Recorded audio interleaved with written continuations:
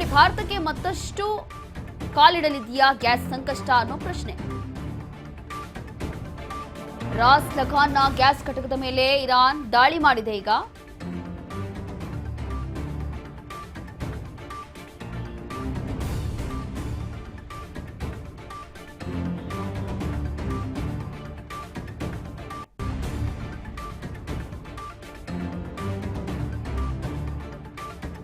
ಕತಾರ್ನ Raas Laffan ತೈಲ ಘಟಕದ ಮೇಲೆ ಇದೀಗ ದಾಳಿ ಮಾಡಲಾಗಿದೆ.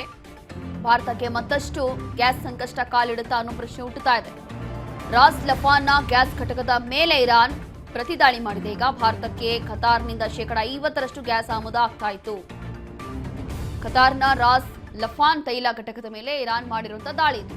ಹಾಗಾಗಿ ಇದರಿಂದ ಮತ್ತಷ್ಟು ಗ್ಯಾಸ್ ಸಂಕಷ್ಟ ಆಗುತ್ತಾ ನಮ್ಮ ಭಾರತದಲ್ಲಿ ಅನ್ನೋ ಪ್ರಶ್ನೆ. ರಾಸ್ ಲಫಾನ್ನ ಗ್ಯಾಸ್ ಘಟಕವನ್ನ ಟಾರ್ಗೆಟ್ ಮಾಡಿ ಇರಾನ್ ದಾಳಿ ಮಾಡಿದೆ.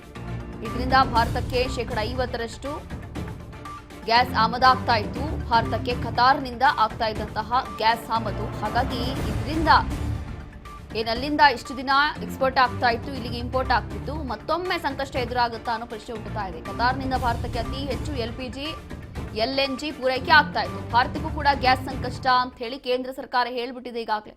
ವಿದೇಶಾಂಗ ಇಲಾಖೆ ವಕ್ತಾರ ರಣಧೀರ್ ಜೈಸ್ವಾಲ್ ಕೂಡ ಮಾಹಿತಿಯನ್ನ ಕೊಟ್ಟಿದ್ದಾರೆ.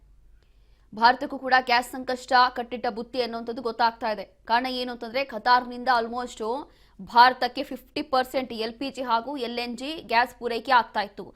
ಆದ್ರೆ ಈಗ ಇದೇ ಪ್ರದೇಶವನ್ನ ಟಾರ್ಗೆಟ್ ಮಾಡಿ ಇದೀಗ ಇರಾನ್ ಮಾಡಿರುವಂತಹ ದಾಳಿಯಿಂದ ಅಪ್ಕಮಿಂಗ್ ಡೇಸ್ ಅಲ್ಲಿ, ಮುಂಬರುವಂತಹ ದಿನಗಳಲ್ಲಿ ಭಾರತದಲ್ಲಿ ಮತ್ತಷ್ಟು ಗ್ಯಾಸ್ ಸಂಕಷ್ಟ ಎದುರಾಗೋದ್ರಲ್ಲಿ ಯಾವುದೇ ಮಾತಿಲ್ಲ ಅನ್ನುವಂಥದ್ದು ಗೊತ್ತಾಗ್ತಾ ಇದೆ.